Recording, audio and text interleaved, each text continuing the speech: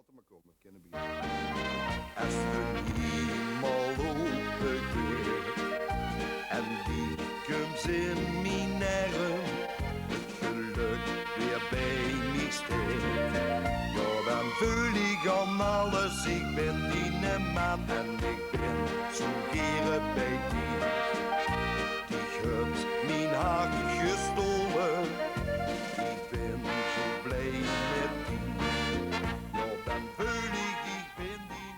Het is dit jaar 25 jaar geleden dat Frans Teunis begon als vertolker van het Maastrichtse dialectlied. Op dit moment is Frans Teunis in de studio van Marlstone in Borgharen bezig met de opname van zijn nieuwe cd. Het wordt na 5 langspeelplaten zijn 4e cd.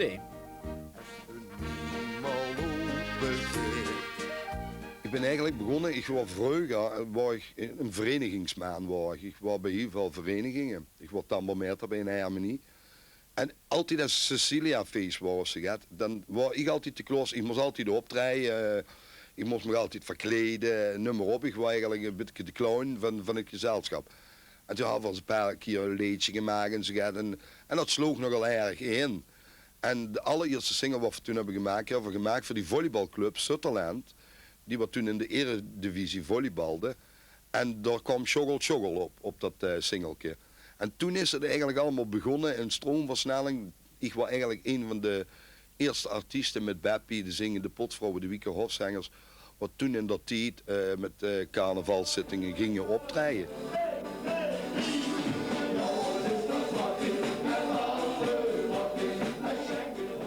Het hoogtepunt voor Frans Teunis was in 1995. Toen stond hij samen met de Nachtgraven 24 weken lang in de top 3 van de nationale hitparade met het nummer Scheng on de Geng. Of de nieuwe cd ook weer zo'n grote nationale hit aflevert, is afwachten. Veel zeggen hier wel in de studio van, oh, dat is het gengnummer en dat is het gengnummer. En dan kun je volgende uur de band langskomen en ik zo, maar deze ook goed. Maar dus zien toch uiteindelijk de kijkers en de luisteraars die eigenlijk bepalen wat een hit wordt. Maar hoe breekt ze dan door in gans Nederland? Een flinke zak geld meenemen? Nou nee, gelukkig hebben we dat hij bij Marlstone niet nodig gehad. We hebben gewoon een groot product gemaakt. En dat was de Scheng on de Geng. En toen, na de carnaval, is er een echte rage ontstaan. Want iedereen hoort dat nummer met carnaval. En toen is dat zo eigenlijk wie een olievlek, is dat over gans Nederland uitgespreid. Dat heeft een periode gehad van 4 maanden. Totdat we dus binnenkwamen pats op nummer 30 in de Megatop 100. En toen is er gestegen naar 15 en toen is er gestegen naar nummer 3. De nieuwe cd van Frans Teunis krijgt als titel Hey Hey Limburgia.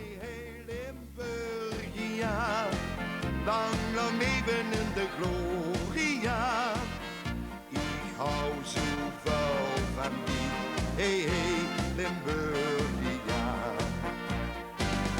Hey Hey Limburgia, lang leven in de gloria. Ik mis mijn vaderland, mijn prachtige Limburgse land. Ongeveer de helft van de nummers op Hey Hey Limburgia zijn geschreven door tekstschrijver Guus Smeets, die al eerder grote successen haalde met nummers als Limburgse Meid van de Schientaler en Viva Tirol van Tai Tai. Is het nou niet moeilijk? Er zijn al zoveel toch grote hits uitgebracht, om toch maar weer steeds opnieuw een grote hit te proberen te schrijven. Dat is moeilijk, maar soms dan weet het niet. Om een gek voorbeeld te geven, ik heb samen met een collega liedjes maken, want zijn nummer is John Koene van Tai Tai, heb ik 2 jaar geleden Viva Tirol geschreven, wat toch een tamelijke hit is geworden.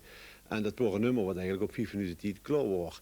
Bij de nummers die Frans nog gaat opnemen is in de titel Als de hemel open gaat. Wat ik zelf zeg van, ja, dit is het gewoon. Dit is, Frans zit er ook zelf achter, maar ik denk dat de kijkers bepalen wat wel of geen hit wordt. Dat is een vaste regel en dat zal ook altijd zo blijven. Als de hemel open gaat en die komt in mijn arm,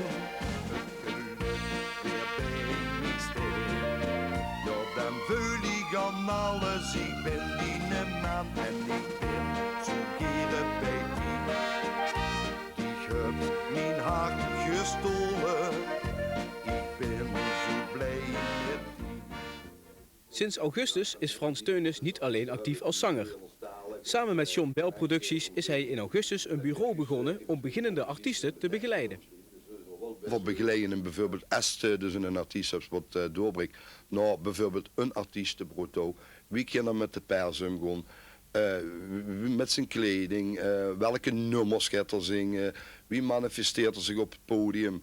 Dit soort dingen. En omdat we toch in het vak zitten, en we hebben nog een uur of 2 vrij, willen we dat specifiek erbij doen. Ik zou het leuk vinden als er straks ergens in Limburg een artiest komt, die zegt van Frans Teunis heeft me toen dat pushje gegeven en dat wordt dan de megaster in Nederland. 24 jaar in het vak, wat gaat de toekomst brengen? Nou, ik wil dit wat ik nu doe, dus nog optreden op alle podiums in Nederland. En dat wil ik nog wel een tijdje blijven doen, een jaar of 3, 4. Over 4 jaar dus geen Frans Teunis meer op de bühne? Ja, ik zeg niet het aantal jaren erbij. Ik bedoel, dat ligt aan de kijkers. Zolang ze het zien, leuk vinden en ik heb succes met mijn liedjes, blijf ik het nog wel een tijdje doen. Maar ik ga niet bij vader Abraham met een lange baard nog op het podium staan. Want ja, ik zit nu 24 jaar in het vak. En dat is toch een hele periode, heel veel kilometers, heel weinig uurtjes geslapen. En dan vind ik dat wel andere artiesten dan tegen die tijd, dan hebben we misschien een stuk of 4, 5 die dat ook kennen, wat Beppie en niet kennen, de tent op de kop zetten. En daar dan ik het alleen maar voor. En ik ben zo'n keren bij die hebt mijn hart gestolen. Ik ben zo blij met